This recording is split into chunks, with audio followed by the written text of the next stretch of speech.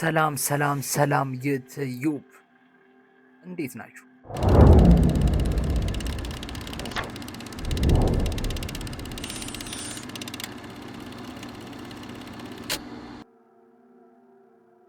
ስለ ኤፕስታይን ፋይል የሰራሁት የመጀመሪያ ክፍል ላይ እንግዲህ እንደ መግቢያ ነገር ብቻ ነው። በዚህ ክፍል ግን ጉዳዩን ጠለቅ ብለን ስሞችንም አካተን የምናይ ይሆናል።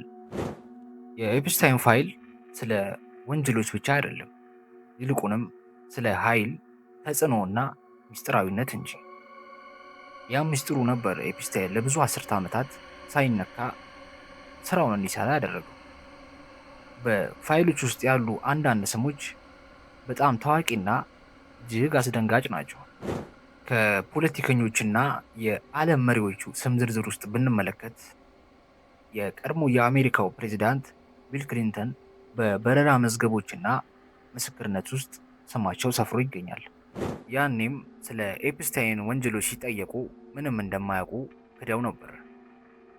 የአሁኑ የአሜሪካው ፕሬዚዳንት ዶናልድ ትራምፕ ፋይል ውስጥ ስማቸው የተጠቀሰ ሲሆን በ1990ዎቹ ጀምሮ የበረራ መዝገቦችና በምስክርነት መዝገብ ውስጥ ስማቸው ይገኛል። ኢሁድ ባራክ የቀድሞ የእስራኤል ሚኒስተርም ከኤፕስታይን ጋር ስብሰባዎችን ለማዘጋጀት የተወያዩበት ኢሜልም እዛው ፋይል ውስጥ ተካቶ ይገኛል።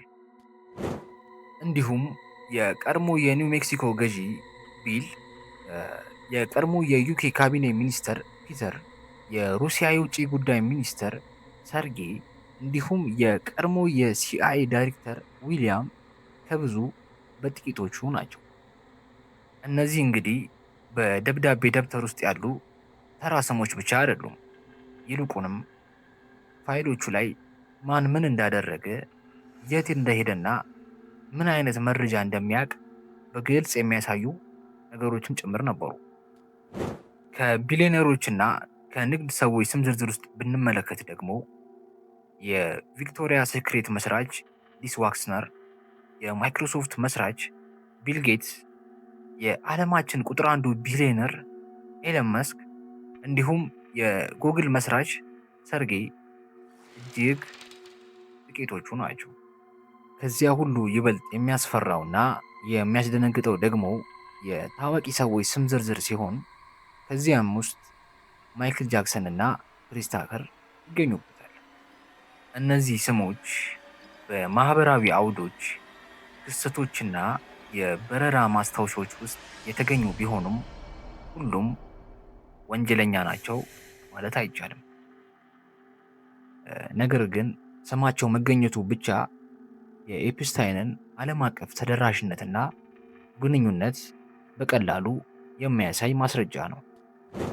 የኤፕስታይን ፋይል በተለያዩ ሀገራት ያሉ ልሂቃንን፣ ባለስልጣናትንና ቢሊዮነሮችን የማይገናኝ ኔትወርክን ይጠቁማል። ከበረራ መዝገብ ማስታወሻዎች ውስጥ በኤፕስታይን የግል አውሮፕላን ላይ ከመቶዎች በላይ የሚቆጠሩ ጉዞዎች እንደተደረጉ ያሳያሉ። ብዙ ጊዜ ደግሞ በጣም ከታወቁና ከፍተኛ መገለጫ ካላቸው ተሳፋሪዎች ጋር። ለምሳሌ ያህል የቀድሞ የአሜሪካ ፕሬዚዳንት ቢል ክሊንተን እንደ ኤሮፓውያን አቆጣጠር በ2002 የተካሄደውን የአፍሪካ ጉብኝት ጨምሮ ከኤፕስታይን ጋር ሌላ ብዙ ጉዞችን አድርጓል። በነገራችን ላይ እዚህ ጉዞ ላይ ክሪስ ታከር ተሳትፎበትም ነበር። አንዳንድ መርማሪዎችና ጋዜጠኞች እንደሚሉት እነዚህ የተደበቁ ፋይሎች የኤፕስታይንን ስራዎች ከስለላ፣ ከዲፕሎማሲ እንዲሁም ከዓለም አቀፍ የኃይል መዋቅሮች ጋር የሚያገናኙ ሚስጥሮች ናቸው በማለት ያስረዳሉ። እንግዲህ በዚህ ጉዳይ አዳዲስ መረጃዎች ካሉ ቶሎ ቶሎ የማቀርብላችሁ ይሆናል። እስከዛው ግን ቻው።